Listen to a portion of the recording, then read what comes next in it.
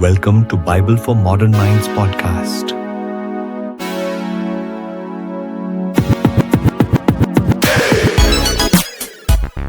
Imagine a prosperous life in Saudi Arabia. You have a successful business, a beautiful home in Jeddah, and this deep devotion to your faith that gives a real framework to your whole existence. Right. This was Tariq al-Nasser's world, a man who followed every single rule, culturally, religiously believing that if you do everything right, you're protected. But that protection, that guarantee, it turns out it's conditional. It is. What happens when the very systems you count on, the law, the religious authorities, what happens when they just fail you completely? That's the moment where everything you believe in just collides with the reality of absolute unchecked power. Exactly. So today we're taking a deep dive into the staggering story of Tariq and his wife, Layla. We're going to focus on the day she was taken by a powerful Saudi prince and the total collapse of Tariq's world that followed. And crucially, the unexpected, some would say supernatural intervention that led to their escape. Now, our sources for this deep dive, they consist entirely of Tariq's own detailed personal testimony.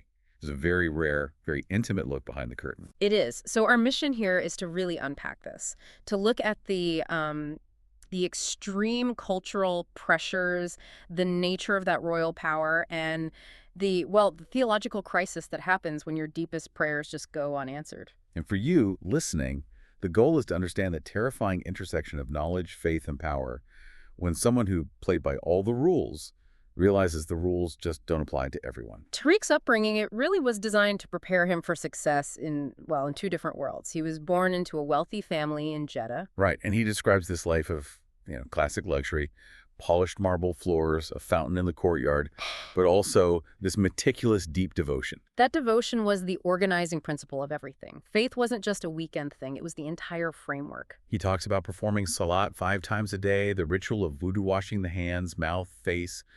It gave him this sense of purification, of order. And by 10, he's at madrasa, memorizing the Quran, with this mix of, profound discipline and also just genuine fear of his teacher, Sheikh Abdullah, and his wooden pointer. But that religious foundation was immediately paired with ambition. He went to an international school. He learned fluent English. And that's the first real point of tension, isn't it? He's living this life of absolute traditional piety while also preparing to engage in, global commerce. That tension really gets tested when he's 18 and he goes to London for business school. Oh, for sure. He describes the shock, the constant cold, the rain, and just the distance he had to keep. He talks about creating this Islamic bubble with other Saudi students. He even says they held an intervention for a friend, a guy named Hassan, who just visited a pub. Right. Which shows he wasn't just following the rules, he was enforcing them for himself and for his friends. He really believed in the system. So much so that he turns down chances to stay abroad, comes back to Jeddah, and starts this import business. A rapid import business for luxury European goods. And his success was, it was immediate. And it was based on strict Sharia compliance. He only hired men, he closed for prayer, paid his zakat meticulously. So by his late 20s, with his success and his piety, he was the perfect marriage match. And he meets Layla through family connections. She was also highly educated, a degree in Arabic literature, fluent in English. Yeah, their introduction was, as you'd expect, very structured, very formal. Her face was covered by a niqab. And then comes the lavish wedding, totally segregated by gender, upholding every single cultural expectation.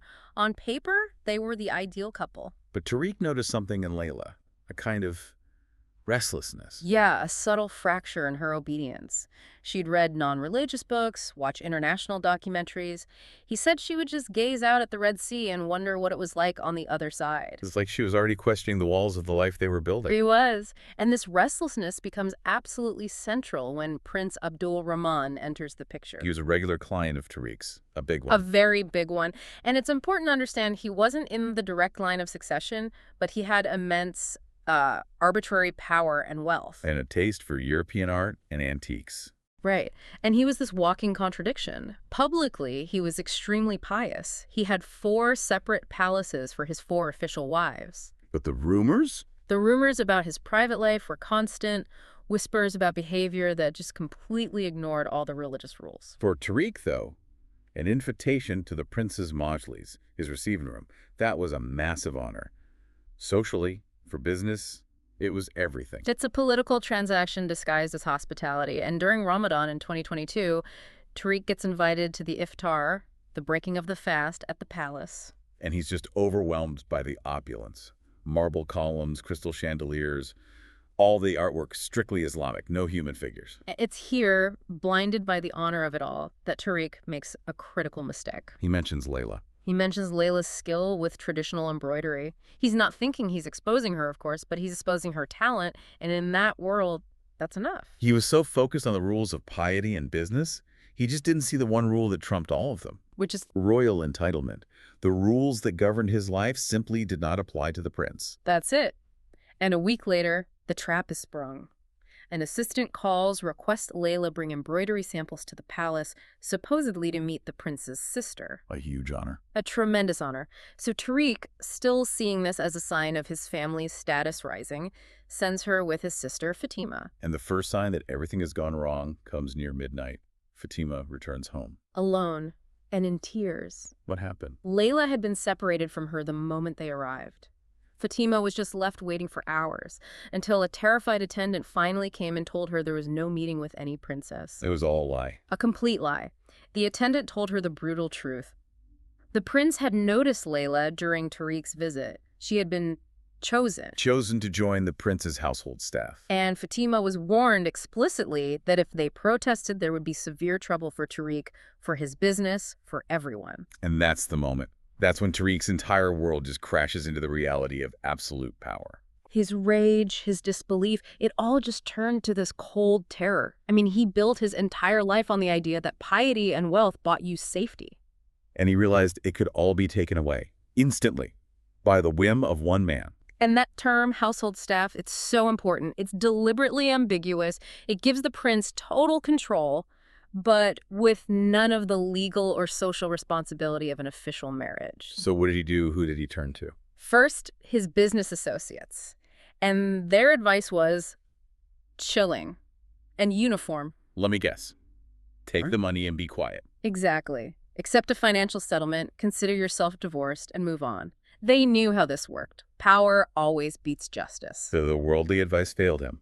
He turned to his faith. The only system he had left. He went to a highly respected imam for guidance. And the Imam's counsel. Was to accept the will of Allah, Qadar, with patience. He even referenced the trials of Prophet Job, saying this was Tariq's test. So the religious establishment, which is supposed to be the source of ultimate justice. In that moment, it was protecting the political order.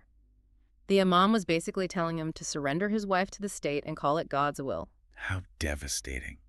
It must have left him feeling completely adrift.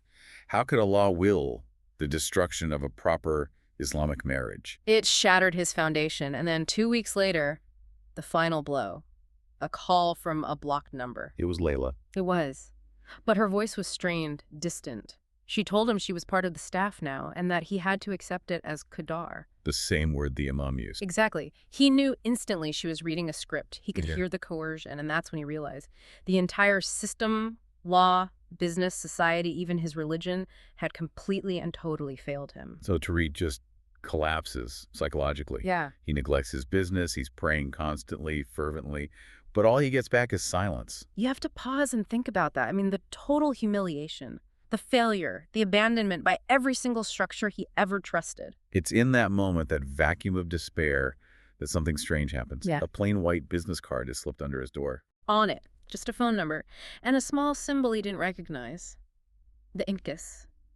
The fish symbol. Desperation just pushes him past what he calls his religious horror, and he makes the call. He meets a man named Yusuf, a Syrian convert to Christianity, in a cafe inside an expatriate compound, a place chosen, to avoid the religious police. That Yusuf knows things. He knows specific, unpublicized details about what happened to Layla, which confirms he's for real. And his offer is stark. Very. He says he can help rescue Layla, but Tariq, and this is a direct quote, must be willing to consider that the God you have been praying to is not the only way to the truth. What a dilemma. Accept help from people he's been taught are, theological enemies, or stay trapped. And the network itself is just incredible. Maria, a Filipino domestic worker who has access inside royal households, Gyanja, a Pakistani driver, they're risking everything. And they start talking to him about Jesus, about grace, this radical idea of salvation through unearned divine favor. which is the complete opposite of Tariq's entire life, which was about salvation through works, through performance, through obedience. They come up with a plan, a diversion during a big palace event. Tariq is waiting in the car, just gripped with anxiety. And it fails. The plan fails completely. The worker who was supposed to create the distraction gets caught and detained. Just another layer of despair. It's rock bottom.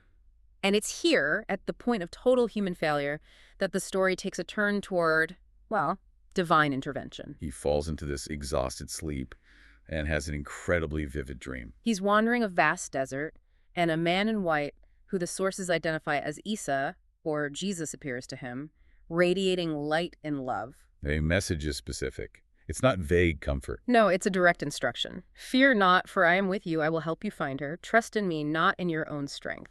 And he wakes up with this unshakable sense of peace. And the proof that this was more than just a dream comes the very next day. Layla calls again, another block number. And Tariq, just abandoning all rational thought, blurts out the message from his dream. He says, "Look for the woman with the cross." And her response, I know who that is. wow. So it wasn't a hallucination. It was a specific, actionable piece of intelligence that connected directly to her situation inside the palace. So 3 days later, the network is back in motion. They try again. Tariq meets Layla and another woman at a service entrance. The other woman is Maria, the Filipino worker from the network. Exactly. She had used her knowledge of the palace in a moment when security was distracted by a visiting dignitary to create the opening they needed. The synchronicity here is just astounding. It gets more so. At the safe house, Layla reveals that while she was captive, she had almost identical dreams guiding her to trust the woman with the cross. Maria, who, it turns out, secretly wore a small cross necklace under her uniform. For both of them, the contrast was just undeniable. Their formal, powerful faith had done nothing.